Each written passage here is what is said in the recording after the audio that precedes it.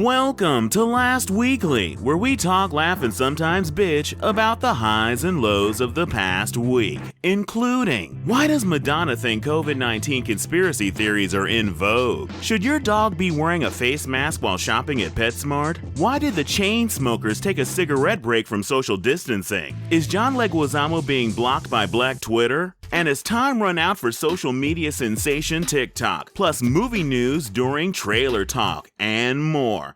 I'll be recapping the week with my incredible co-host, Anthony Tone Show Nunez. Kevin, we're living in idiocracy. How you doing? Oh my God, there is so much idiocracy all through the first half of the show, at least. So, without ado, let's just get right to the stupidity. So, speaking of stupid, let's talk about Madonna. Instagram flagged a post of Madonna's on Tuesday after a post on the singer's feed shared a COVID-19 conspiracy theory. The platform obscured a video on the pop star's account, labeling it as false information and providing a link to facts debunking the claims made in the video. The caption read of the now deleted video, "The truth will set us all free, but some people don't want you to hear the truth, especially the people in power who stand to make money from this long, drawn-out search for a vaccine, which has been proven and has been available for months. They would rather let fear control them and let the rich get richer and the poor get sicker. This woman is my hero. Thank you, Stella Emanuel." So, Tone, do you want to tell us a little bit something about Stella Emanuel? Demon sperm, alien DNA. We have the cure. It's hydrochloroquine. Hydrochloroquine. I know that is. Don't trust a medication you can't say the name of. So I'm doing air quotes when I say doctor, because just because a person wears a white coat does not make them a medical professional. In this case, she was making news of her own this week because she put out all these. I call them crazy. I call them crazy conspiracies or just nonsense. Basically saying that hydrochloroquine. You don't have to know what it is, folks. Just know not to take it. Hydrochloroquine. That it's a cure for COVID-19, and that people are trying to keep it secret. And the idea is that people are trying to keep COVID-19 going to hurt Donald Trump, and the cure is out there. And what's so crazy to me about this theory, we'll go into later some of her other theories and other thoughts. Demon sperm. Is this, okay, there are other countries. Every country on the planet has been affected by this. So the idea that it's being kept under wraps, hydrochloroquine's success to hurt Donald Trump. What about all these other countries? Are people using hydrochloroquine there? Are they being saved from it there? No, or Kevin. Saved by it, I should say, not saved from it. No, you need to be saved from it because tests did show it hurt people significantly. It did not help them. It did not. That's another thing. Tests showed that not only did it not cure COVID, it also didn't work to make you immune to catching COVID, which many of these quote unquote doctors that were in this fake press conference, they were all wearing matching lab coats that had they referred to themselves as America's frontline doctors, and that they are all treating these patients, these phantom patients, with hydrochloroquine, and they've all been saved. So 350, Kevin, 350 people have been cured supposedly hydrochloroquine. That's the nonsense they were spreading. But that's just by her. Not even all the other. That's just her patients alone, supposedly. So what I'm surprised by, why didn't they have, instead of having all these people in white coats, why not have all these people whose lives have been saved, who were actually diagnosed with COVID and are now doing great thanks to hydrochloroquine? Which all medical professionals, including Dr. Fauci, has warned against its use. And this is even before the president started touting this nonsense about hydrochloroquine being a cure-all. Okay, let's talk a little bit more about some of the things, just in case you're not exactly clear on just how crazy Dr. quote unquote, air quotes, Dr. Emmanuel, because I think she's more like a doctor like Dr. Pepper. But anyway. Dr. Dre is more of a medical professional. I take medical advice from Dr. Dre before I listen to her, because she also said that endometriosis, infertility, miscarriages, and STIs are evil deposits from the spirit husband. Mm-hmm. Yeah, this is somebody who went to medical school, and these kinds of gynecological issues are the result of having sex with witches and demons in dreams. Demon sperm. So when asked directly about Emmanuel and why he might trust someone who believes that alien DNA is used in modern medicine, the president, because he retweeted this, and so did his son Don Jr. In fact, his account was suspended for it. So when questioned directly about her, the president of the United States, I have to say that just before I give you the quote, he said, "I thought she was very impressive." So clearly, both Donald and Don Jr. have failed the alien DNA test, because something is wrong with you. If somebody's saying those kinds of things is impressive to you, this is you the same should not be Kevin, president. Who advised maybe we should be using bleach and ultraviolet light stuffed inside of people to kill COVID. So I would not take my medical advice from this man. Yeah, I'm not exactly sure how we were supposed to get the ultraviolet light inside. I was never clear on how. And let's circle about a little bit, Kevin, because this is not the first time that Madonna has actually made, let's say, waves. Earlier on, she actually shared a video of her son dancing to basically. You remember this? We covered it here. Yeah. She shared a video of her son dancing, and this was supposed to help in racial healing. That's right. Yeah, racial healing. Well, because but to be fair, he was dancing, but he was dancing to a Michael Jackson song. So I don't know about you, but I felt healed. I felt healed. So I don't think I gave Madonna a pass. Also, I said, the case with Madonna is that she's obviously a person who's very removed from the average person, and also she's not obviously looking at the information that she's sharing and actually seeing if it's actual truth, or there's actually the validity of the information she's sharing.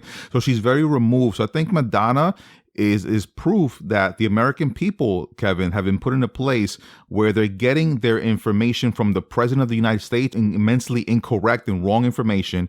And these people take this information in, they don't use critical analysis, and they share it out. And then you have regular people who are not Madonna also believing these non-truths. Okay, well, do we even have to still claim Madonna? Because she has that fake British accent. Isn't she like a UK citizen? Can't we say that? We can blame the UK for her stupidity? All right, just to be clear, let's give a little bit more background on this hydrochloroquine thing and why this is ridiculous. Okay, there were 3 trials, one in the US, one in the UK, and one done by one international study done by the World Health Organization. All these studies were halted early because they showed the drug didn't work. This week, a randomized clinical trial in Brazil showed hydrochloroquine doesn't work to treat patients in the hospital with COVID-19, and a randomized study a month before in the U.S. showed it didn't help prevent infection of COVID-19. So I guess you have to believe that everybody is, I guess the whole world is in on keeping us from using hydrochloroquine. I just think this is insane. And speaking of not making any sense, this week, Herman Cain, former Republican presidential hopeful.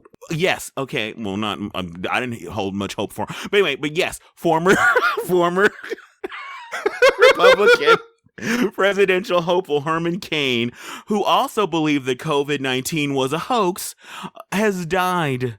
The last time he was seen in public, he actually went to Donald Trump's Tulsa rally, the one that people were warning people not to attend. He went there, no mask, there with his family, and then shortly after that, he was hospitalized for COVID infection, and he just died this week. And also, Bill Montgomery, co-founder of the pro-Trump Turning Points USA, who also scoffed at the virus, thought it was a hoax and it was something being used against Donald Trump by the Democrats. He died of COVID as well.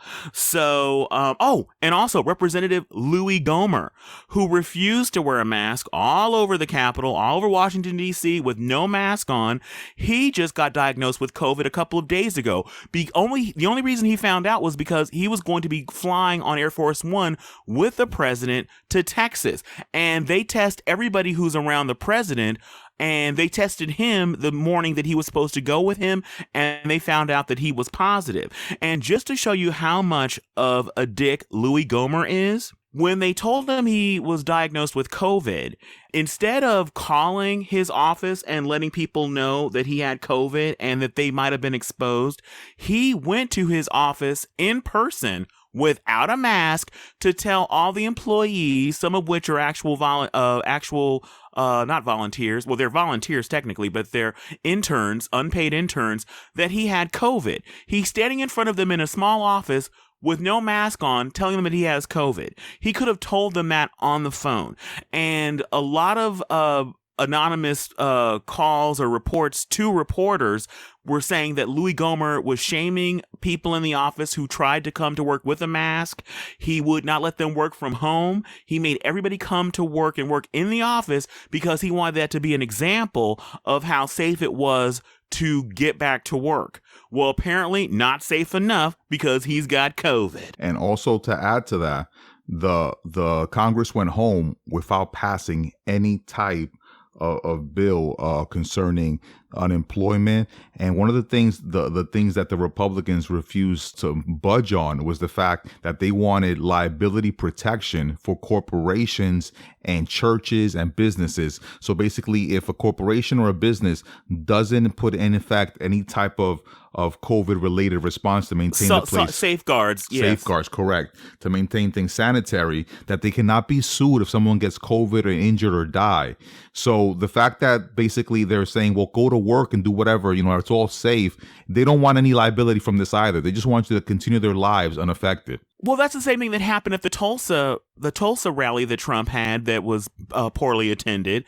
Was he made everybody that came to the rally had to sign a waiver. One of those people who signed that waiver, sadly, was Herman Cain. He and his family all signed the waiver saying they would not sue if they got COVID, and look at how that worked out.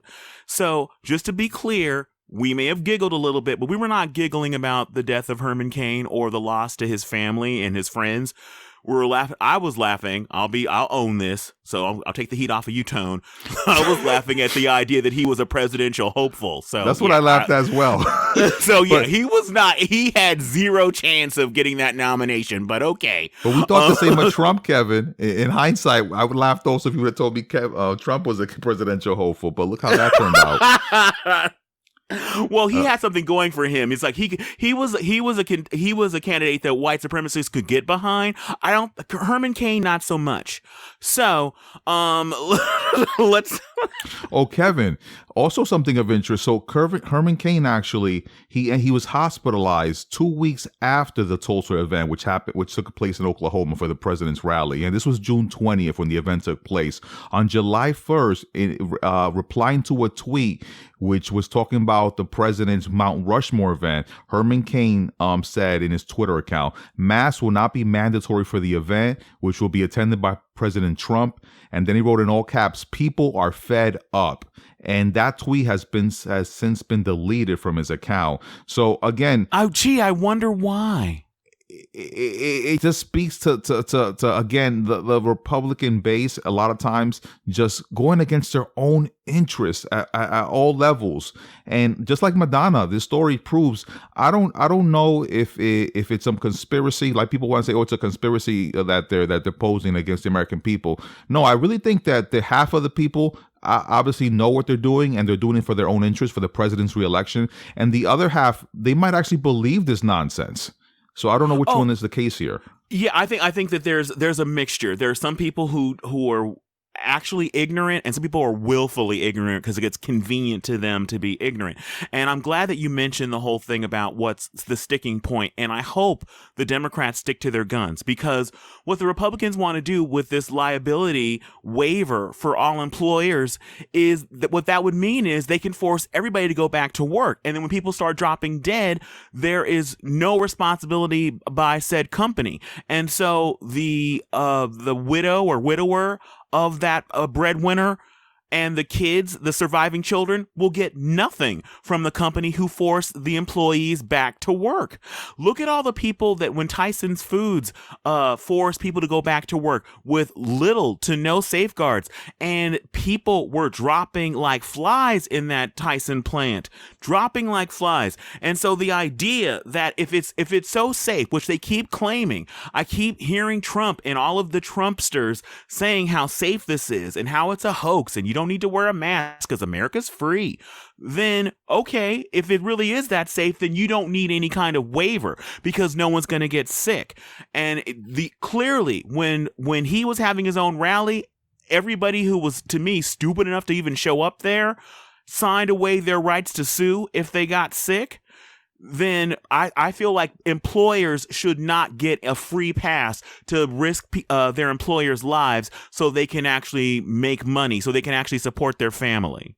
And a lot of these employers, Kevin, have a two set system. One for the employees, one for the employees. A lot of these employers have their own private offices. They don't make contact with the staff. The staff are all together. One of the tragedies of this whole workspace environment, how it's shifted in the last 5 to 10 years, is that a lot of companies that moved away from offices and they moved into these co-sharing spaces where everybody basically sits at one table. This is something that was very trendy, and now COVID is basically the anti-sharing community spaces. So like places like WeWork could not operate, I would believe, in COVID-19, because how can you share a space with someone today? It's not possible. So any idea that when these employers say, oh, return to work, it's safe, a lot of time the people at the top are in their own private spaces, or they're not returning, or they're telecommuting, and they're not giving the staff the same privileges.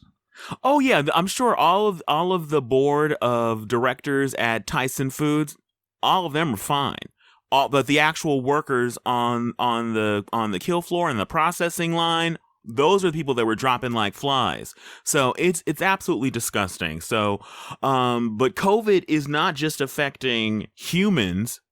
Shockingly, it's affecting our four-legged friends as well. So this week we lost the very first dog to be diagnosed with COVID here in the U.S., which was kind of a surprise to me because sadly, I'll be honest, I wasn't paying enough attention. I didn't know that animals could get COVID, and it turns out, yeah, they can. And so one of the things I was looking into, but let me give you a little bit of background first. So in March, a 17-year-old dog in Hong Kong became infected and later died. So he was the first one to actually die. But this week in the U.S., we lost the first one who was diagnosed. He was diagnosed a while ago, and to allay people's fears a little bit, he didn't actually die of COVID.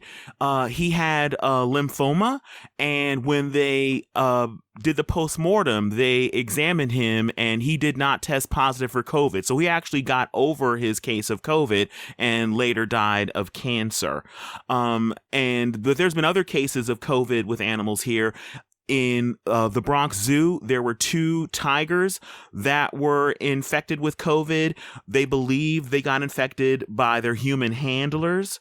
So it's kind of spooky. But one of the things I looked into, because I was thinking, like, wait a minute. So if a dog or a cat can get COVID, can animals give COVID? So all the studies indicate right now, the scientists, which is still in the early stages, says that humans can pass it to animals, but there have been no evidence of any animal to human transmission. And what's scary about that, Kevin, also is that in the case of the dog's name was Buddy. In the case of Buddy, the Mahoneys, the family, which were the owners of Buddy, they both had COVID. The husband and wife had COVID, and they saw this. They believed that in April the dog got COVID, and they took the dog to different veterinaries. And at the time, since the couple had COVID, a lot of doctors did not want to see the dog because obviously the owners had COVID and the concern of transmitting it. So when they finally got the dog tested, no one wanted to test Buddy, because the idea that COVID could be spread to an animal was back then in March. I actually looked up a couple stories, and they were reporting here in the U.S. that that animals could not get COVID, that pets were safe. So this is information that people did not believe to be true. So when they finally got a positive result for COVID, the family, okay, this is what's happening, and the dog was cremated. So unfortunately, they can't look further into how COVID developed inside the body of Buddy. But they were saying that they had to put the dog down because he was in pain and he was coughing up blood clots. He was in a terrible state since April. And but I thought that what I found was that he did die, but they said he died. He had lymphoma, and when they did test, test of COVID on his lab, whatever, I guess his blood samples or whatever. He was not positive for COVID when he died. That's correct, Kevin. He did have lymphoma. So Buddy, it wasn't COVID itself that killed Buddy. Buddy was in a terrible state from what I saw. He was he was coughing on blood clots. They said that he was urinating blood, and the owners just thought that he was in pain. And one of the options that was given to them, obviously, was to put Buddy down so he wouldn't be in pain. So that's what technically killed Buddy. But after he was killed, the body was cremated. So a lot of things that people are still trying to wrap their minds around with COVID is the effects that it has on the human body. Like a lot of people are saying that COVID is a respiratory disease and it actually causes blood clots throughout the body. So scientists wanted to further look into analyze the body to see what the effects are, because this again was the first dog that was diagnosed with COVID. Here, again, we have to add the caveat, in America. Correct. Yeah, because there was already a dog that was diagnosed initially in did I say Japan already? Let me go back and look at my notes. And while you look for that, Kevin, we say this was the first dog that tested positive, but since the fact that even going back to March, people didn't think that dogs could get COVID. Yeah, we don't even know. That's one thing you're right. That's absolutely a good point. That there may have been dogs or cats that may have died of COVID without knowing. But that's true, sadly, for people. Look at where you live in New York. There are tons of people that just died in their apartments or in their homes that were never tested. And so, because the tests were in such short supply, because there was the horrible, horrible federal response to this whole thing, there are many people, we'll never know the real number of the people that died of COVID, let alone all the people that actually have had COVID. Unless you were diagnosed with COVID and you were in your home and you passed away, or you died in a hospital setting, they don't count it towards COVID. Which is just amazing to me, that it's not important enough to find out when people have passed away what they passed away from. I understand that they probably can't do it because of, like I said before, especially in the early days, the tests were in super short supply. And so even when people were saying that they had been in contact with people that actually had COVID, unless they were showing symptoms, they weren't testing them, which was lunacy, because we know that there are people who are asymptomatic who don't show any outward symptoms, but can still be infected and infect others. And these numbers, Kevin, have grown from, I remember in the early days here in New York, they were saying maybe 1% of people were asymptomatic. I've seen now reports as high as 26% of people may be asymptomatic. Yeah, all the more reasons to open up schools and to send children there. I can't even. One other thing we weren't supposed to talk about, but I got to mention just on the side.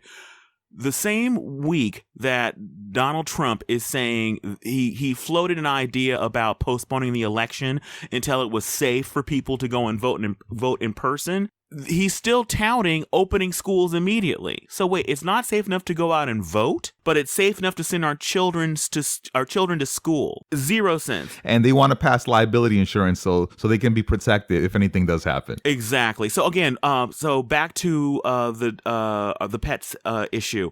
Hong Kong was where the first known infected dog was diagnosed, and he later died. So the sad thing is, this is still in the early stages as far as information.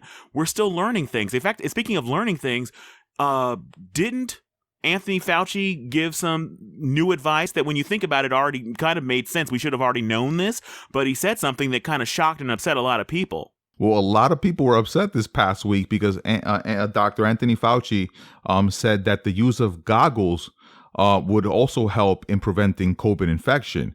Now, to clarify, a lot of people got upset because of this, because they said this is again medical professionals changing the suggestions and with the recommendations for protection of COVID. They said masks were not required or needed for the general population. Then they said that cloth masks were needed for the general population. Now they're saying that goggles might also be needed. So a lot of people are basically fed up from what I see online, and they think that since one piece of information is not true then or new, that we shouldn't follow any information. But what's so crazy about that thinking is this. This is a new disease. We're learning about it as time goes by. Now, even the medical professionals have admitted this, because one of the things that I think we talked about on this show that never made any sense to me was the fact that we were slow on the mask front. When we have seen images on the news of people all over Asia wearing masks months before COVID was here and it became a thing that we had to deal with in our daily lives. And so, do we think they were all just stupid? Were they all wearing masks as some kind of like Pikachu fashion accessory? Like they like Pokemon, now they all were into masks. It's like, no, they were wearing masks for a friggin' reason. But the reason why Dr. Fauci and other professionals were warning people from going to get there's a specific name for the mask that the medical professionals N95 wear. mask. The N95 mask. The idea was they were afraid that regular people were going to go and buy up all of the N95 mask, and there wouldn't be any N95 mask for actual medical professionals. The real frontline doctors, not you, Miss Alien DNA.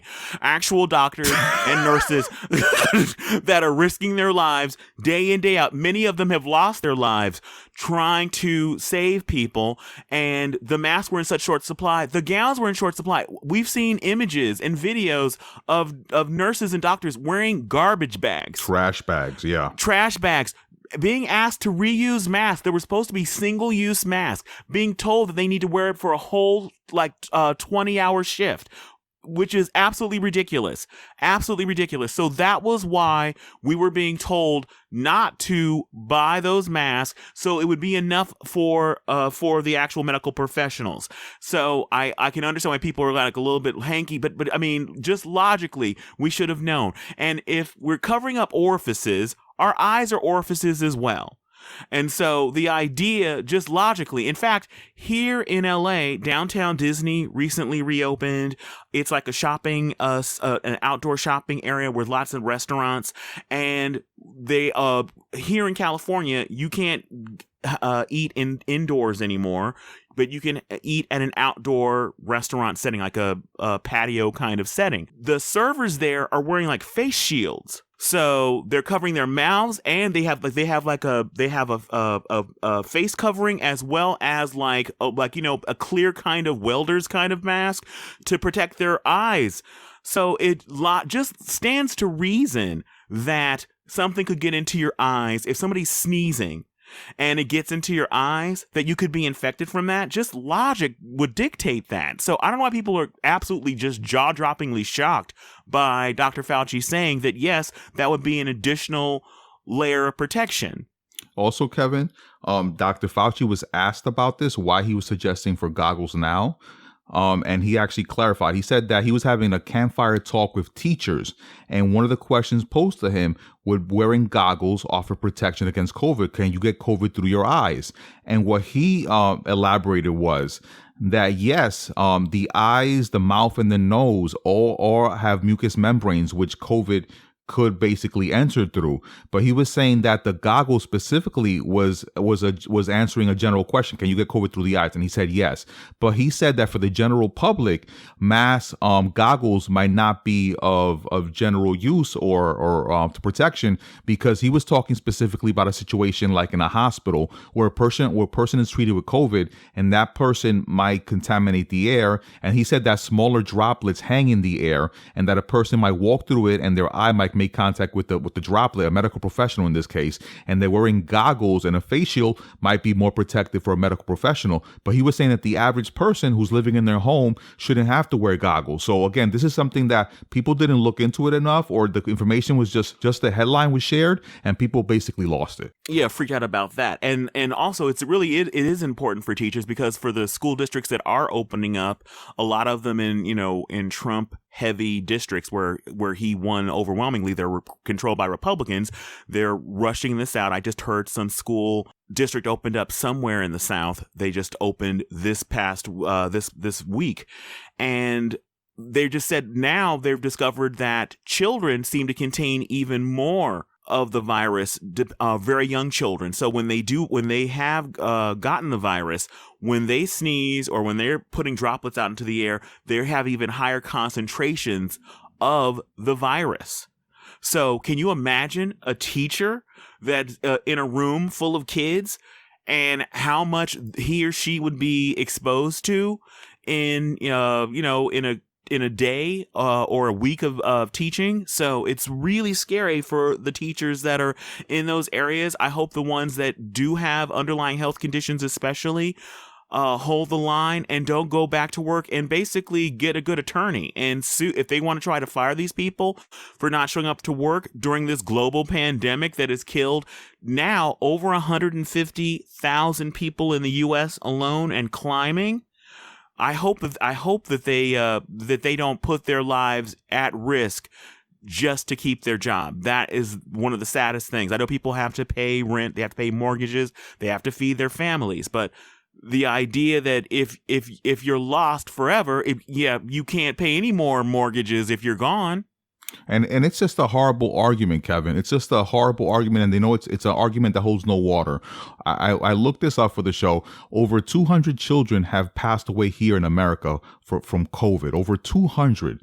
And the Trump administration is saying that children can return to school because children show very mild symptoms. Well, that idea to me is like asinine, because okay, let's say the children do get COVID, and let's say that 200 people, like the 200 people and their families who lost those children, trust me, they don't share your opinion. And also, if the two children do show mild symptoms, are these children supposed to live every day at school? They're never supposed to go back home, because the minute that child goes home, there are adults there who can be infected besides the teacher. So I don't know how this lunacy is being thought of. The stupid thing is, the reason why we're still going through this, whereas other places like New Zealand are living their best lives right now, is we needed to shut down and stay shut down longer. Everybody got too antsy too quick. If we would have stayed shut down for 2 solid months, this would be in our rearview mirror now, but we couldn't do it. Trump was saying, open up things.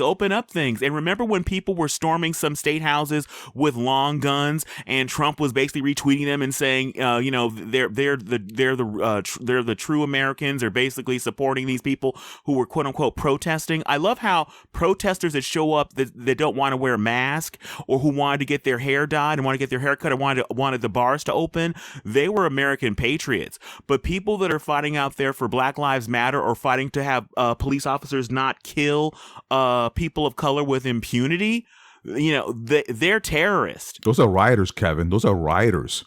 Yeah, so it's very interesting, the difference. It's also interesting, Kevin, how when it comes to those people who actually took over a state house armed, there's a Second Amendment rights, and there's a First Amendment rights to speak out against the government. But when peaceful protesters are assembling in San Francisco, no one ever talks about their First Amendment rights. It's weird. It's like only part of the Constitution matters. Yeah, isn't it funny that the Second Amendment seems to be the most important one? It's really weird. Speaking of trying to get things back to normal, like the rest of the world is already experiencing, except for us, they tried to get things back to normal in the Hamptons, of all places. They were trying to have a concert. It was actually billed as the Safe and Sound Drive-In concert, and it was headlined by the Chainsmokers. But a video went out and it went viral instantly that showed that there was zero social distancing. You can see that they actually did mark off spots for each car to park, and so the idea was supposed to be that you would either stay in your car or get out of your car, but stay within your rectangle and enjoy the concert. But the moment the concert started, everybody hopped out of their cars and rushed the stage like they were at any other concert, and they were not distancing in the slightest. So your governor, and I wish our president, Andrew Cuomo, was not having it. He said this egregious social distancing violation. He says we have no tolerance for the illegal and reckless endangerment of public health. And so there's actually going to be an investigation looking into this. So I don't know if anybody's going to end up getting fined or potentially locked up or what. Now, they said the people who threw the concert said that this was supposed to be a drive-in concert and that they had temperature checks. They were checking people's temperature as they drove in. But they said that they could not control people from exiting their vehicles and running towards the stage. And at no point did the band have the control to stop the concert and demand people get back in their cars. Neither did the people actually hosting the concert, nor the police were called. It's amazing. Well, the stupid thing is what that statement is not even close to true, because the moment when we see the video where they rush the stage and they're all around the stage, they could have immediately stopped the concert and say, like, if you're not going to social distance, we're going to give you to the count of 10. If you people go back to your own little squares and sit in your cars, and we'll continue the concert. But if you can't do that, we're going to pack up our gear and get the hell out of Dodge. All right, so enough COVID talk for now. So let's move on to Emmy nominations. This week was a huge week when it comes to the Emmys for people of color. Well, I should say, because John Leguizamo might have a problem with me saying people of color, I should say for African American / Black people, because for the first time in the 71-year history of the Emmys, Black actresses dominate the category for lead actress in a limited series or movie. So the 3 Black actresses in the running are Octavia Spencer for Self-Made, which is a Netflix movie, Kerry Washington for Little Fires Everywhere, which is on Hulu, and Regina King for Watchmen, and that was on HBO, now known as HBO Max. So there were even more. It was historic in all kinds of categories. So let me just give you a few more of the big names that got nominated. So let's see. Zendaya was nominated for Best Actress in a Drama for Euphoria. Okay, I'm going to butcher some of these names. Okay, Yahya Abdul-Mateen II was nominated for Best Supporting Actor in a Limited Series or Movie for Watchmen on HBO. Issa Rae was nominated for Insecure, and Tracee Ellis Ross was nominated for Blackish for Best Lead Actress in a Comedy Series. Yvonne Orji, Orji, sorry for butchering your name, but you know what? You don't care about that because you're an Emmy nominee now. For best supporting actress in a comedy series for Insecure, and Billy Porter for best lead actor in a drama series for Pose. Sterling K. Brown also for best lead actor in a drama series for This Is Us. Jeffrey Wright for best supporting actor in a drama series for Westworld. Tandy Newton also for best supporting actress in the series Westworld. Samira Wiley was nominated for best supporting actress in a drama series for The Handmaid's Tale. Jeremy Pope for best lead actor in a limited series or movie for Hollywood. Laverne Cox for best guest actress in a drama series for Orange is the New Black. Felicia Rashad for best guest actress in a drama series for This Is Us. And the incredible legend Cicely Tyson for best guest actress in a drama series for How to Get Away with Murder. So there's even more people that were nominated that happen to be Black, but I'm not going to name them. So I'm going to pull a Gilligan's Island and go, and the rest. So So let's talk about why John Leguizamo was in his feelings about this. So, Kevin, John Leguizamo retweeted a Los Angeles Times article, and I'm going to read you the headline to the article, and then I'm going to read his tweet to you, and then I'm going to explain a little bit of English, and then you can take it from there. Okay. So the article's title is Emmy 2020, : that's the two little dots implicating that something is following. Okay, so Emmy 2020, : Black nominees gain ground, followed by a comma. A comma is used to indicate two separate clauses or functions as a tool to indicate to readers a separation of words or phrases. So Conjunction, junction, what's your function? Hooking up words and phrases and clauses. we're open up English class here. So again, it's Black nominees gain ground, comma, Latino representation still abysmal. That's the article. And John Leguizamo said in his tweet, why can't we Latinx have a piece of the pie? ? We are the largest ethnic group in America and missing as if we didn't exist! ! Kevin. Okay. Wait, was that a mic drop? Because I dropped the pen. I was for my notes. Because I want to tell me what's the problem here, please. Okay, so yeah, well, I think that what happened was that Black Twitter seemed to feel that what it was when he mentioned mentioned Black people. Why couldn't he, if he would have not even mentioned Black people, if he had just said there were no Emmy nominations in the major categories for the Latinx community and not mentioned African Americans, then I think people wouldn't have had any kind of issue with it. He didn't, again, the statement that he made was, why can't we Latinx have a piece of the pie? ? We are the largest ethnic group in America and missing as if we didn't exist! ! That's it. That's all he said. Okay, again, I'm just telling you why I think that how people perceived it. I think by even mentioning another group, I feel like what seems to happen, sadly... where's the other group, though, Kevin? That's what I'm trying to imply. I don't see where Black people were mentioned in this tweet. But wait, did you read the whole article? Or just the headline? Because John Leguizamo actually did an article that appeared in the Los Angeles Times, I thought. But this is the tweet that started the whole tweet storm. No one commented on the article. That's what I'm trying to say. Like it seems detached. Go ahead, tell them about the article.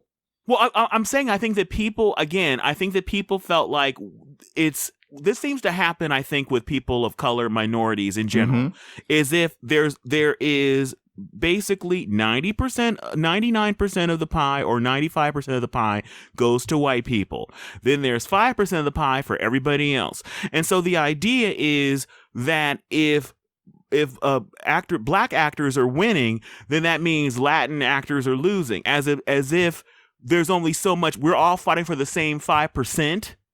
As opposed to expanding the portion of the pie that we would get. So I think that some people have felt, because this has kind of been a thing, I think that didn't an actress, we talked about her a while ago, I can't remember what her name was, a Latinx actress that got in trouble because she was saying something, I think similar to what people thought John Leguizamo was saying, was, well, why are Black people doing so well and what about us? And so it's just like, wait, why are you, if you could, why, you can say that without mentioning the other. It's just like, wait a minute, why is my house on fire and Tone's house isn't on fire? What about that? Just like, why are you mentioning Tone at all? What does that have to do with your house being on fire? Nothing. So I think that's what the issue is. So, and also, to be fair, John Leguizamo has gotten Emmy love in the past. He was nominated. He's been nominated before there's been a lot of, I guess, love for Latin people recently, the Latinx community, when it comes to the category of limited series. Benicio del Toro was nominated recently. Let's see, Edgar Ramirez was nominated. Ricky Martin was nominated, I believe, last year for Johnny Versace as a best supporting actor. So the question is, I think people were upset because of some of the shows that didn't get any kind of love. There are people of the Latinx community that are actors on Pose. None of them got nominated. There are Latinx actors on the celebrated show On My Block, also Vida and One Day at a Time. None of those shows got any Emmy love this year. So I think that some people are upset about that. But I just don't like the idea, the feeling. I thought that you were going to go deeper into this. I did read the article, but I did not write down all the things that he said in the article. But I think the implication was the same thing as that actress whose name is driving me crazy. I can see her face because remember she got in trouble for doing a video that she posted where she was using the N-word because she was rapping, but she's also said some other things that people of color, black people, were upset about. But anyway, so I think there was also a similar sentiment that happened with, I remember with Not Crazy Asians, when Black Panther came out and oh, exactly. I know exactly what you're going to say. Go ahead, Kevin. Yeah, why is there a Latino Black Panther? Why are you mentioning there's literally 800 superhero movies starring white people, all about white people, and then there's one movie that is about a black superhero, and then you're like, what about that? Again, why isn't Tone's house on fire? Mine's is. So it just has nothing to one has something to do with the other. 100% correct. The problem I think here again is timing, and for some reason, the Latino community needs to be bringing up this point 99% of the time when movies come out, not when black movies come out, and that's why a lot of people in the black community, rightfully so, feel like, well, why do you only bring this up when we win? If anything, we both can win. And like you brought up the perfect analogy at the beginning with the pie. Why are people concerned just with the small slice that's allowed to the black community instead of being concerned with 75% of the pie that's being given to everybody else? That's where we should get our pie from. Exactly. Go to the pie rich. Go to the bakery to get pie. Don't go to some one person eating a piece of pie on the street. Go to the bakery where there's tons and tons of pie. I don't know. It's ridiculous, and it seems to always be where we get pitted against each other. And meanwhile, you're completely right, Kevin. And meanwhile, the people who hold all the power are just laughing because, like, we're busy fighting with each other. Meanwhile, they're putting ice cream on their pie.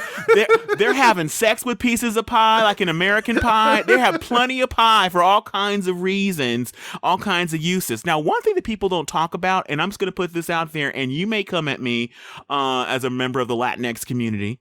But I think part of the reason why, and when it comes to Emmys and even representation in English language entertainment, is because I think the Latin market is divided up.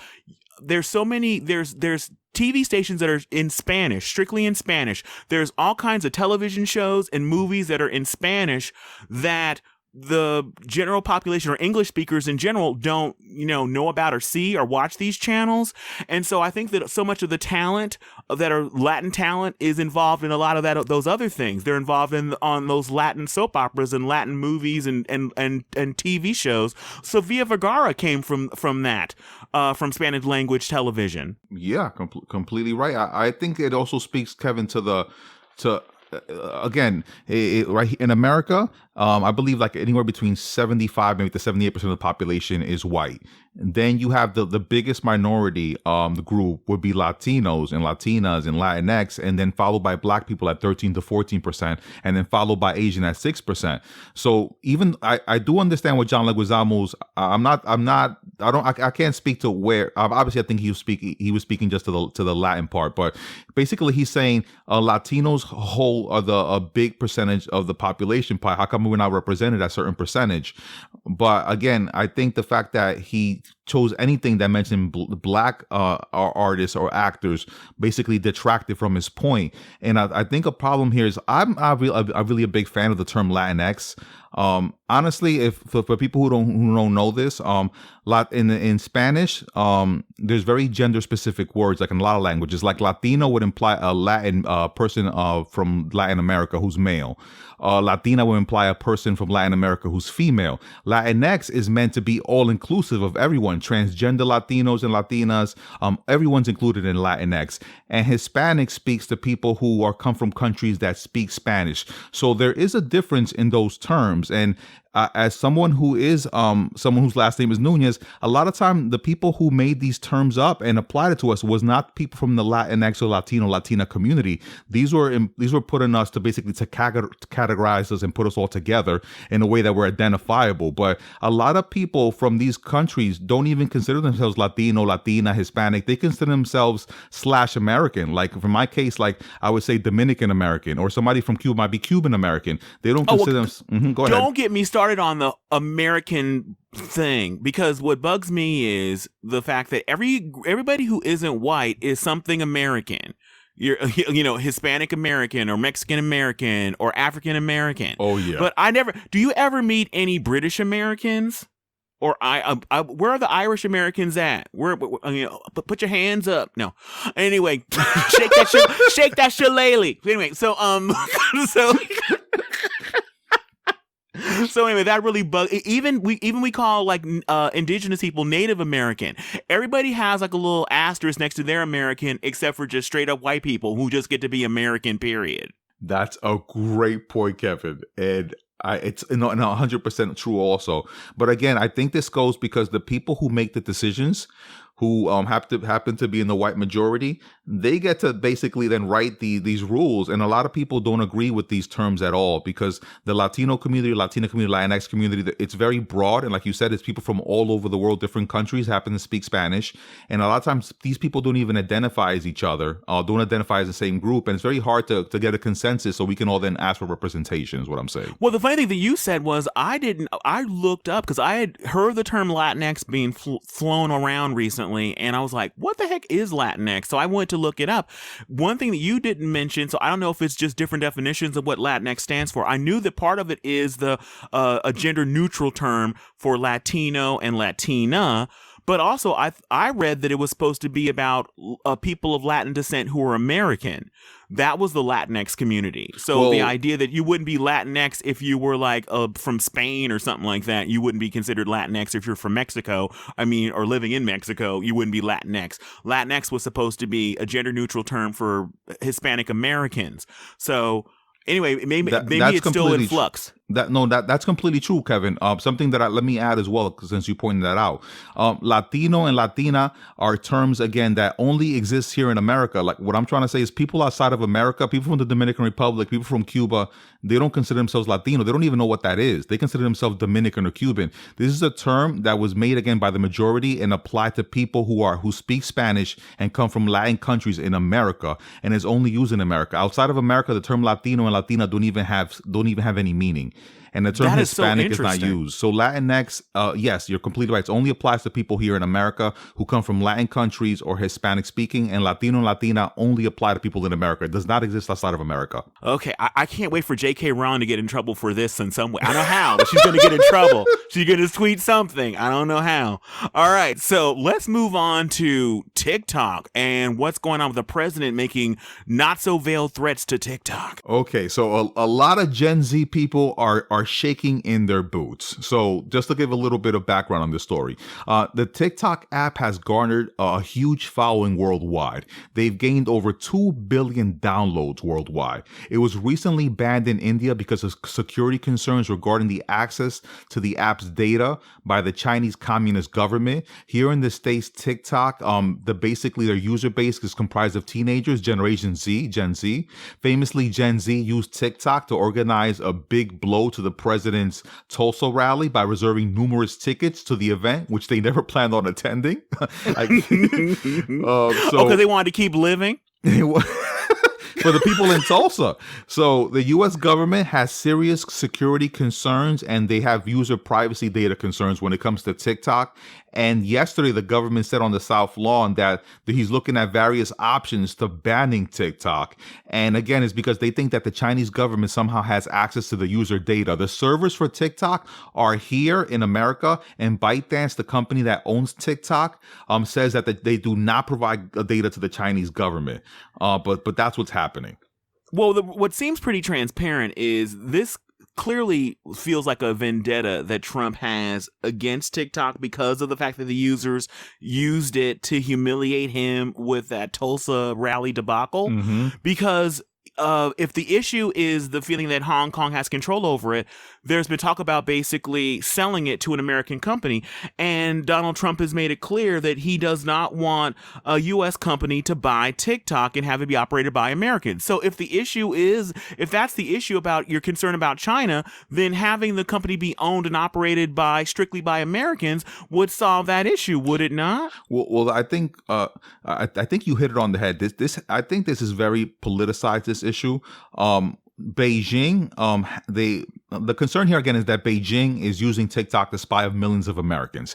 Now, TikTok, they say that the estimated value is somewhere in $50 billion. So if Microsoft, which is being rumored to be considering the purchase of TikTok, they buy TikTok from ByteDance and they become U.S. owners, that's billions of dollars going to the pockets of a Chinese company. And that's, Donald Trump's whole thing is about the U.S. economy, United States first, and putting China down. So that would still not be a win for the Trump administration. Well, let's talk about a little bit more.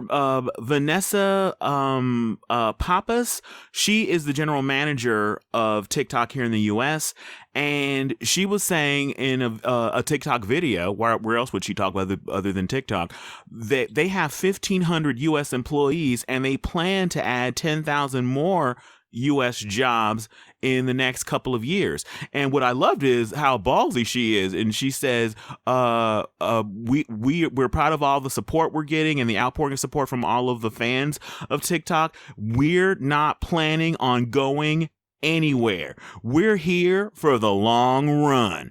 So it's just like, yes, because, and also when I was looking into it, there is no simple way for Trump or the Trump administration to basically ban the software. So they can do things to hurt it, but it's not even clear on how they're going to exactly go about it.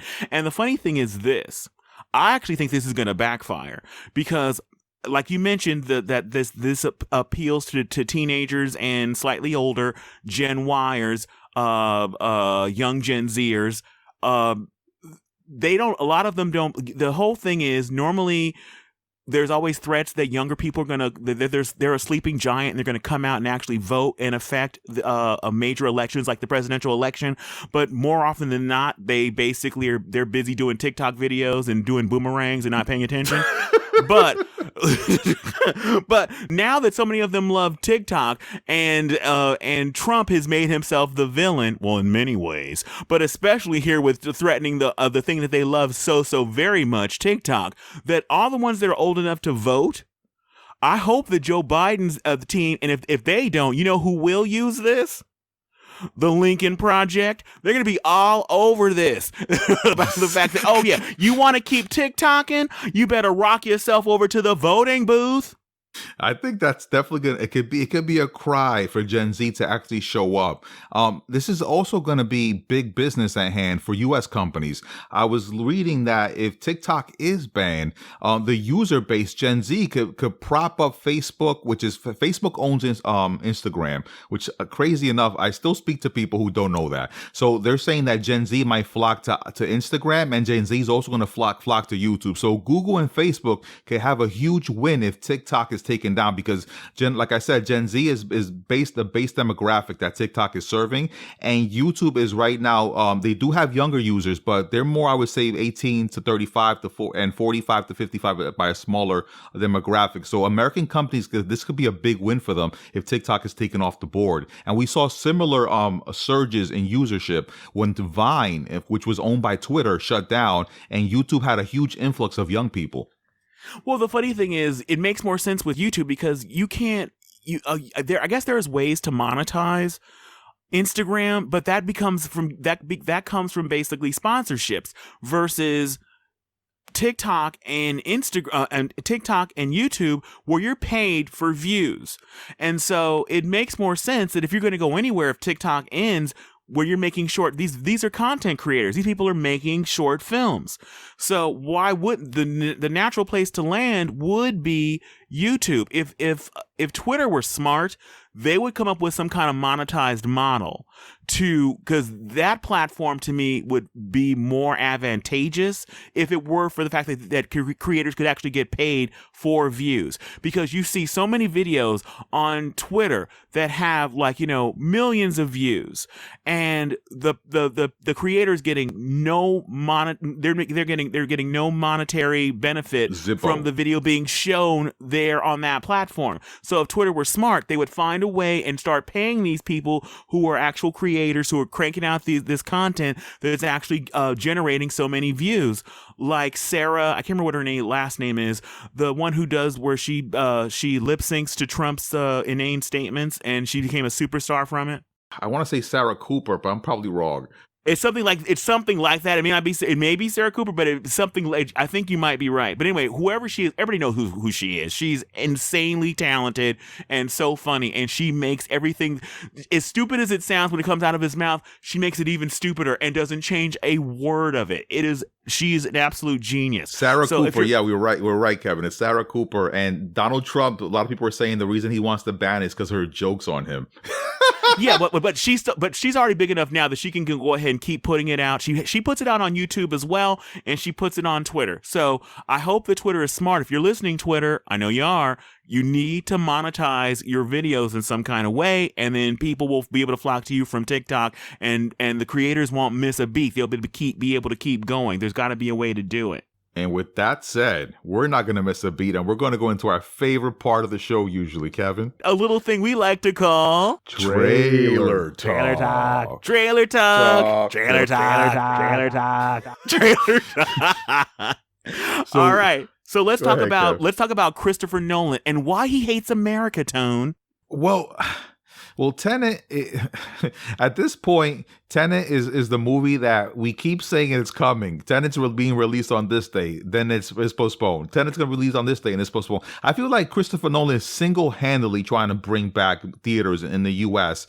And just a little background on Tenet. Tenet is Christopher Nolan's next film. It's a masterpiece that he's put together. It took him years to put together this film, to write and develop. And it's a multi-million-dollar venture. So it's not something that they're going to sacrifice to video on demand, if that's what you're thinking. So he's been pushing for a release date in the U.S. and COVID honestly is keeping all theaters closed. So looks like Tenet might be going overseas. Kevin, where's Kevin going? Okay, yeah, it absolutely is going overseas. That's why I'm saying that he hates America, because he's at one point he was trying to have a release that was going to be everywhere on the planet around the same time. Finally, he said uncle after the 15th release date that they've rescheduled, and we've made fun of him for a while for thinking that, I'll release it on this day in July. Like, good luck. But anyway, so he's like, he's finally given up. And so the film is going to actually be released in over 70 countries globally, starting on August 26th. The territories will include Australia, Canada, France, Germany, Italy, Japan, Korea, Russia, Spain, and the UK. You know what wasn't listed there? The US. So it's going to take a little bit longer for us to get it. And even then, I think it's going to be changed again. So Tenet is now scheduled, and I say now loosely, doing air quotes, it's now scheduled to debut on Thursday, September 3rd, which will be canceled. But anyway, so as of now, get your tickets. Kevin, what's also crazy about this to me is, okay. So you might be asking, right now, how movies work is that they're released in different territories, different regions, strategically. So, for example, a movie might release in America and eventually make its way to China and the rest of the world. And why can't we do this? Some people are thinking. Well, the reason that him releasing this movie overseas and not in America, the concern is piracy. We're living in a digital age where if somebody gets a hold of the copy, one of the copies that's released and is put on the internet, they can lose major money. So that's why usually releasing the movie concurrently in different regions, or releasing it the same day, makes most sense from a standpoint of money. But the fact that it's going to be released other places, the risk and the possibility of showing up on someone's computer is high. Which, you know what, honestly, I don't understand. As like you mentioned, this is a labor of love, and I love you're already calling it a masterpiece. It hasn't even come out yet, but I'm sure critics are going to agree with you when it comes out. It's a masterpiece because it's Christopher Nolan. I'm still breathless about Interstellar. So yes, the man is a genius. No denying. And I can't put together any thoughts of what happened in Inception or Memento. Okay, yeah, there's a lot there, but anyway, but the point is, people are what I don't understand is Black Widow. They pushed that until like next year, rightly. I don't understand, with this being a labor of love this man has worked on for decades trying to make this film. This is a passion piece for him, and he wants us to see it on the big screen. He doesn't want me to watch it on Disney Plus, which is where I want to watch it, but he doesn't want me to see it that way. He wants me to risk my life to see it on the big screen. And so I'm not looking to do that right now. But I don't understand why some of the other big movies, they just were like, oh, no chance. We're just next year. They're looking at they pushed their movies out to like 2021. Some even been pushed to 2022. So to me, I don't understand why the shelf life, why this movie has to come out right now. It's not like it's a story that basically is about, like, say, the Trump administration, where it needs to come out right this minute. So I don't understand why he can't just put this off until next year for Oscar consideration, because it's going to get tons of nominations, and he probably will get the best Oscar for directing. So push it to the 21-22 film season, when hopefully this is all blown over or we'll all be gone. One of the two. So Stephen King, whatever Stephen King like, yeah, it might be a Stand kind of situation. Hopefully it's the former, Kevin. Hopefully, not the latter. Hopefully. From what I was reading, the one of the reasons, again, is money. So when a film, they give a budget for a film, the budget encompasses the actual production of the film, the post production of the film, the cast, and the crew. But marketing, sometimes a film, which is a blockbuster film like this, for example, they'll have a multi-million-dollar. We're talking about sometimes $100 million or $200 million to promote. So a huge movie like Avengers got hundreds of millions of dollars to promote. So there's a marketing budget that's separate, and that marketing budget is usually rolled out and they start deploying it before the movie comes out. In the case of Tenet and in Wonder Woman, we've seen multiple trailers at this point. So they really want to strike while the iron is hot. They basically rolled out their whole marketing release, and if you have to delay the movie for 2 years, we're talking about a whole new marketing budget. So they lost hundreds of millions of dollars promoting the movie. Well, the crazy thing is they could basically take a note out of the book, or a page out of the book of Trolls World Tour. That movie made an insane amount of money, and because they didn't have to split it with distributors and theater owners, they just like put it all in the bank. Every penny went to the actual movie studio. So to me, who doesn't know about Tenet at this moment in time? How many times have we talked about Tenet on this show? I can't even count the number of times we discussed this damn movie. So to me, that would be the smartest way to do it. Open it in the 3 theaters that are open here in America for the people that love danger, that want to go out and risk their life to see this masterwork.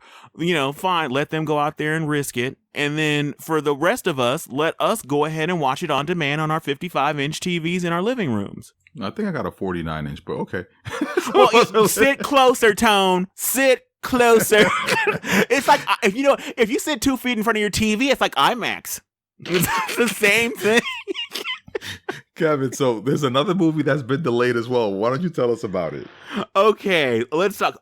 In fact, this movie has been delayed so many times, it actually has a new name. It's now X-Men: The New Mutants.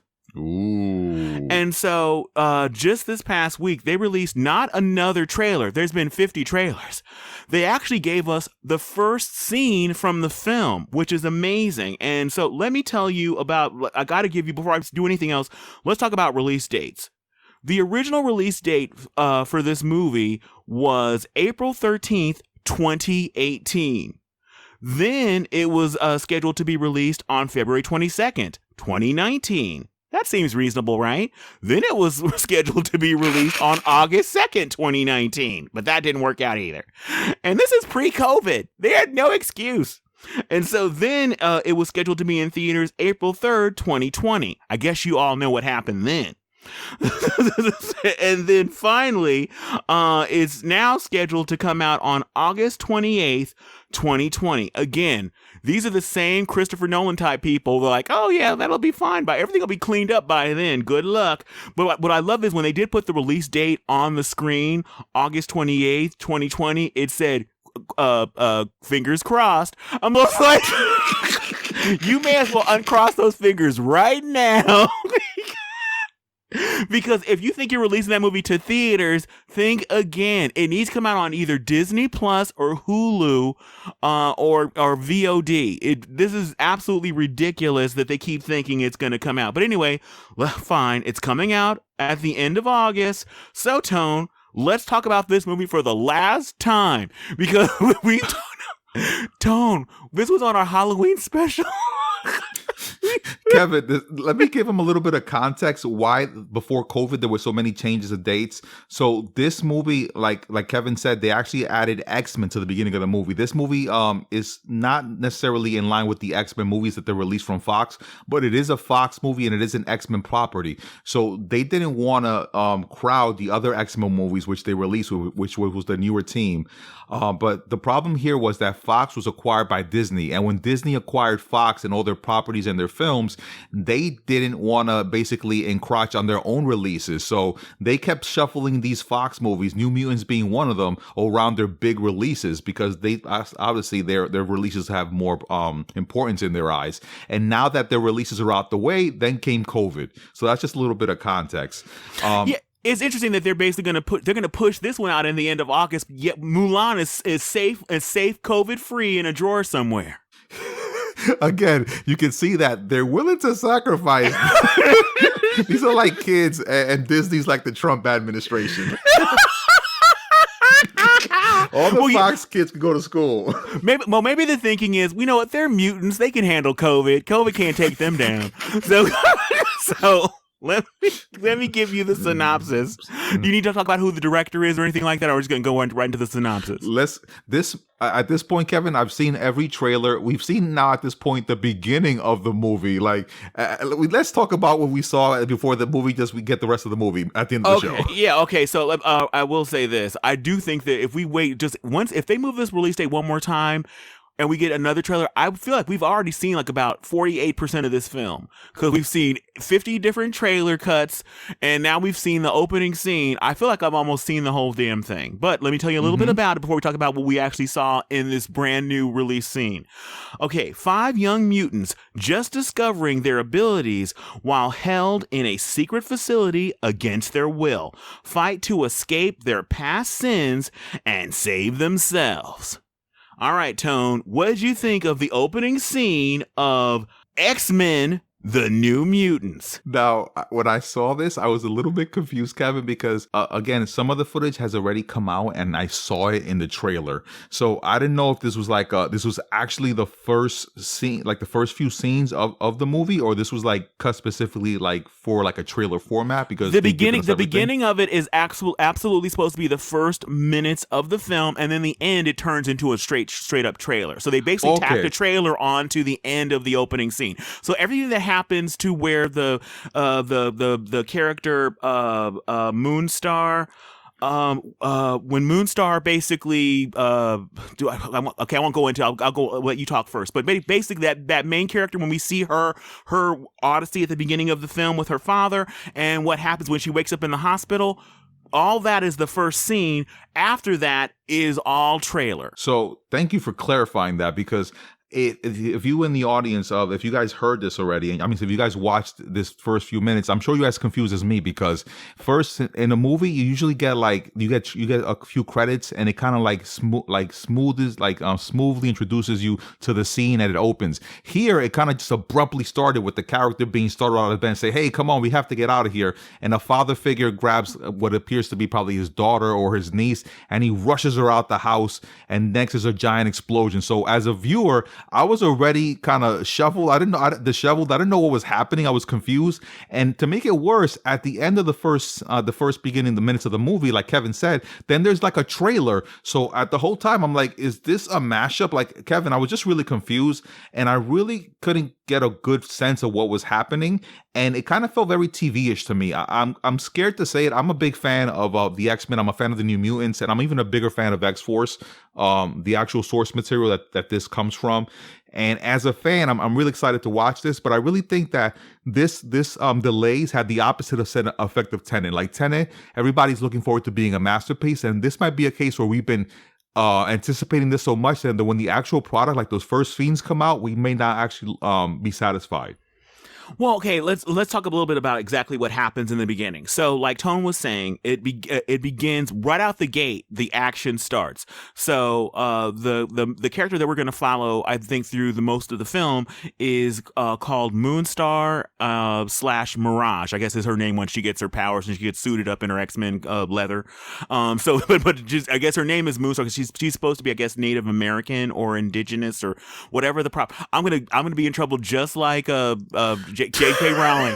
I don't remember what the current term is supposed to be, but anyway, I love all the peoples of the world. But anyway, so Moonstar is asleep, and all of a sudden she's awakened. I believe I'm going to refer to him as her father.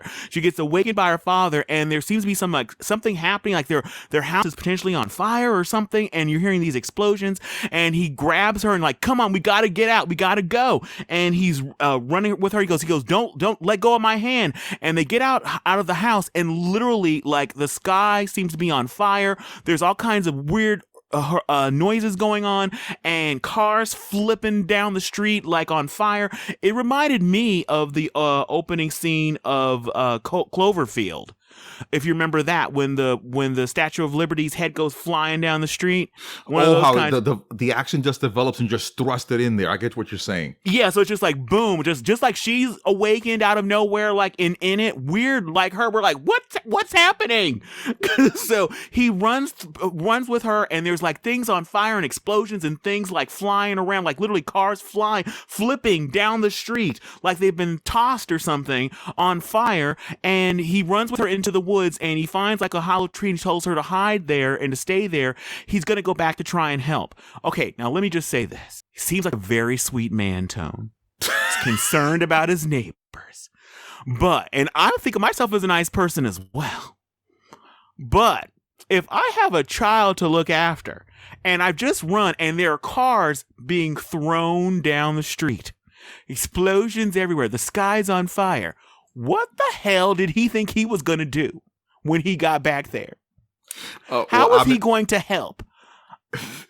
Exactly. Well, Kevin, it doesn't show us what's causing all this mayhem, and this is a superhero movie. I thought he would run back there and do some superhero badassery. So that's what I was thinking. Well, if you did have that thought, it was quickly taken away from you, because seconds after he tells his daughter, "I'll be right back," he runs away from her, and the camera stays close on her face, and she's terrified, just like we are, because we just woke up like she did. Like, what the hell's happening? And he starts running away to go help. And then you hear some horrific noises, and all of a sudden his now dead body comes flying back and lands right in front of her. That's not the badassery I expected. No. Yeah, so that's all the kind of help he was able to deliver. So then she takes off running, and as she's running from whatever, and something's happening behind her, like the fire, the forest is starting to be engulfed, and stuff is moving in the forest behind her, and she trips and falls down like a hill, and she's unconscious. And when she opens her eyes, she's inside a facility, and she's actually chained to a hospital bed, or handcuffed to a hospital bed, and doesn't know why. And then she looks up and sees there's somebody or something watching her from the air conditioning vent above in the ceiling, and it's like spooky. And then it cuts to all the different scenes from the trailer, some of the scenes we've seen before, some new scenes with new special effects, because this is a lot brighter looking and more explodey than the scenes we've seen before. Because yes, it's a technical film term called explodey. And so initially, how they were selling this the first time out, before it got Marvel / Disneyfied or Disney Marvelified, and it's more explodey. The question was, are these kids like in a mental institution because they're crazy, or are they there because someone's trying to suppress them or use them for some unknown nefarious purpose? But now it's out of the box. They're calling them X-Men: The New Mutants. I said initially when we talked about this at Halloween, I think this whole marketing scheme was all messed up. The way they launched this whole movie. It shouldn't even been called The New Mutants. It should have been called like the sanitarium or the facility. And like, what's the facility about? And we just see glimpses of these kids, these sexy teens trapped in some facility trying to escape. Why are they, who's holding them there? Why are they being held there? And what awaits them when they get out? And then have us realize when we actually sit in the theater to watch the movie that these kids have powers. And then when the kids actually, some of them are going to die undoubtedly, but some of them that they do survive to get out of the facility, when they're running through the forest away from the facility, all of a sudden you have a close-up of a hand, and all of a sudden a claws come out of it, and we're like, oh, is that Wolverine? And then we cut to Hugh Jackman going like, come with me if you want to live, and roll credits. Like, what? Like, this is the X-Men universe. That was how they should have done it. Kevin, when you proposed this, I remember back in Halloween, I thought it was amazing. And I still think this would have been a great undercover X-Men movie. You hit this on the head. You knocked it out the park, Kevin. They should have listened to you. They did not listen. So now that we talked about this trailer for the 18th time, or this new version of the trailer, I'm asking you an even simpler question. We're not going to even use our regular scale, because our regular scale is out the window, because going to a movie theater could kill your ass. So I don't think we're willing to die to see this movie. So, Tone, when it comes to X-Men: New Mutants, do you want to see it or not? Kevin, I want to see it at this point. Come on, I've seen most of the movie. At this point, who doesn't want to see it? I just want it to end. I want to know what happens. What about you? Do you want to see it or not? I actually do. I have to admit, this has actually gotten me more excited. I'm surprised seeing the beginning, because I actually like movies like that where you're just thrown into the action, because sometimes movies, let's be honest, so many of us are so savvy now. We've seen so many movies, we've read so many books, so many TV shows. We basically don't need a lot of setup of lots of times of things. We basically, it's easier just to throw us into things, because a normal movie back in the day would have basically, we would have had scenes of this girl like going to school, having some crush on some boy in the third row of her class, having some argument about her father about not being able to stay out late, and then she would have woken up with being dragged out in the middle of that. Then the beginning movie would have started. We would have got established her regular life. You know what? Chances are her father, we saw him for 2 to 3 minutes. He seemed kind. He seemed loving. They had a good relationship. She can tell us in flashback, or tell her friends when she's in the sanitarium, my father was cool till he got killed by whatever the hell that thing was outside our house. So we don't need basically 10 minutes of seeing how great a father he was or how great their relationship was. We're able to basically get that in shorthand. We don't need all that. So I like being thrust into the action right away. That tells me this is going to be an action-packed thrill ride from start to finish. I'm ready to ride the roller coaster. So you are ready to see it. I'm ready to see, even though I know the ending is going to be horrible. They've already messed it up. They're not going to do my ending. So you know what? Oh my God. After this movie flops and everybody's all upset about it, they're going to do the Kevin Williams cut. And it'll be re-released on HBO Max. Like, everybody, they should have listened to Kevin in the first place. This is a masterpiece. Release the Kevin cut. It'll be trending. Screw you, Christopher Nolan. Oh my God. All right, I can't believe we're at the end of another episode. All right, we can't recap every story, but we do want to talk about the stories you want to hear us talk about. So, if you see something going on in entertainment, pop culture, or news, say something to us. Let us know. You can send us a voicemail message using the Anchor app, or you can reach us on social media. We are at Last Weekly on Instagram and Twitter, and we would love to hear from you and even have your call-in featured on the show.